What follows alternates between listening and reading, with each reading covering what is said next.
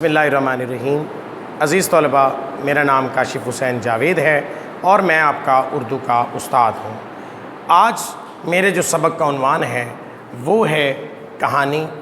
کہانی آپ اپنی نانی، دادی، امی، ابو، بڑے بہن بھائیوں سے سنتے آئے ہیں۔ کہانی کا مقصد بچوں میں کردار سازی، حب وطنی، شخصی خوبیاں اور تہذیب و ثقافت سے واقفیت ہے، زبان دانی، ماضی سے رشتہ، ذہنی نشوونما، احترام آدمیت ہے۔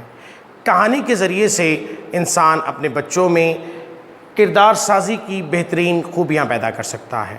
ان کو وطن سے محبت کا جذبہ پیدا کیا جا سکتا ہے، ان کے اندر سچ بولنے کی اہلیت پیدا کی جا سکتی ہے، ان کو ذہب و ثقافت سے واقفیت کی جا سکتی ہے، زبان پر دسترس حاصل ہو سکتی ہے انہیں، اس کے بعد ان کا ماضی سے رشتہ مضبوط ہو سکتا ہے، ذہنی نشوونما کی جا سکتی ہے، احترام آدمیت ہے، یعنی انسانوں کا احترام کرنا۔ عزیز طلباء، آج جو میرا سبق کا عنوان ہے وہ ہے بے وقوف کچھوا اور لالچ کی سزا۔ بے وقوف کچھوے کے بارے میں آپ کو یہ بتاتا چلوں کہ دو مرغابیوں اور ایک کچھوے کے درمیان بے حد دوستی تھی، اور وہ کچھوا جو ہے وہ تالاب میں رہتا تھا اور مرغابیاں بھی اسی کے ارد گرد رہا کرتی تھیں، اور ان تینوں کے درمیان بے حد دوستی تھی، اور یہ لوگ ایک دوسرے کی دوستی کی وجہ سے بہت مشہور تھے۔ ایک بار ایسا ہوا کہ تالاب سوکھنے لگا، اور تالاب سوکھنے کی وجہ سے مرغابیوں نے پروگرام بنایا کہ کیوں نہ ہم اس علاقے کو چھوڑ کر کہیں اور چلے جائیں۔ تو انہوں نے کہا اپنی دوستی کے مجبور ہو کر کہ ہم کچھوے کو اکیلا نہیں چھوڑ سکتے، تو انہوں نے یہ پروگرام بنایا کہ ہم کچھوے کو بھی ساتھ لے کر کے جائیں گے۔ انہوں نے کچھوے کو لے کر جانے کا ساتھ پروگرام بنایا۔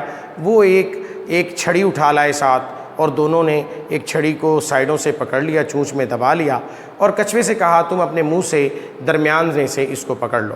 اور جب دونوں نے پکڑ لیا تینوں نے، تو کچھوے کو وہ اڑا کر لے گئے۔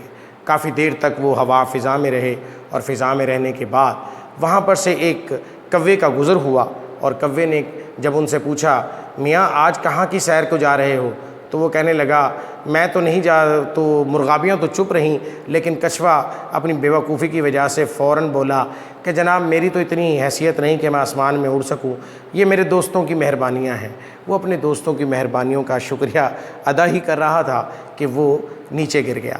دھڑام سے جب نیچے گرا تو مرغابیاں اس کو دیکھتی ہی رہ گئیں، اور وہ زمین پر گر گیا، اور کچھوا اپنی بے وقوفی کی وجہ سے اپنے انجام کو پہنچ گیا، کیونکہ ان تینوں کے درمیان یہ طے ہوا تھا کہ یہ راستے میں بولیں گے نہیں۔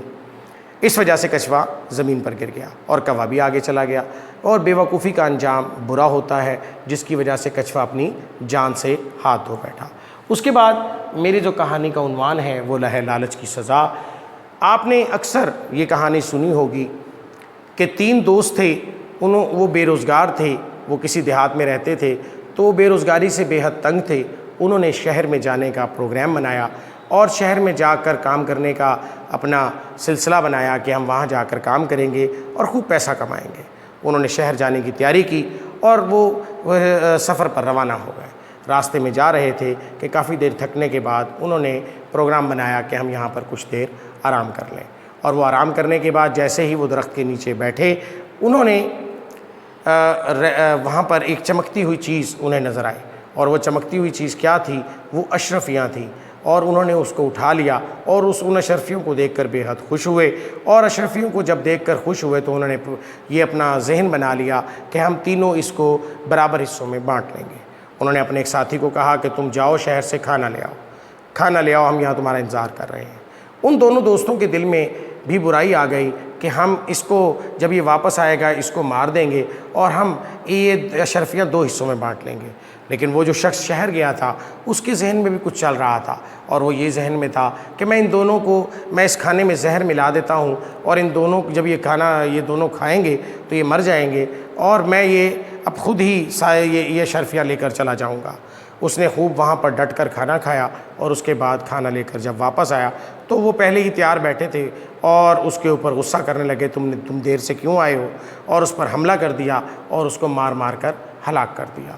اور پھر اس کے بعد سکون سے بیٹھ کر کھانا کھانے لگے، اور کھانا کھانے کے بعد جیسے ہی وہ سکون سے بیٹھے ان کو ہچکیاں ہوئی اور اس کے بعد وہ بھی اپنی جان سے چلے گئے، کیونکہ وہ کھانا وہ زہر ملا کھانا تھا جو انہوں نے کھایا۔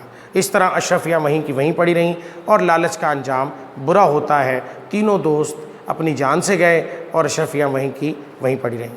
اگر عزیز طلبہ یہ کہانی 5 نمبر کی ہے۔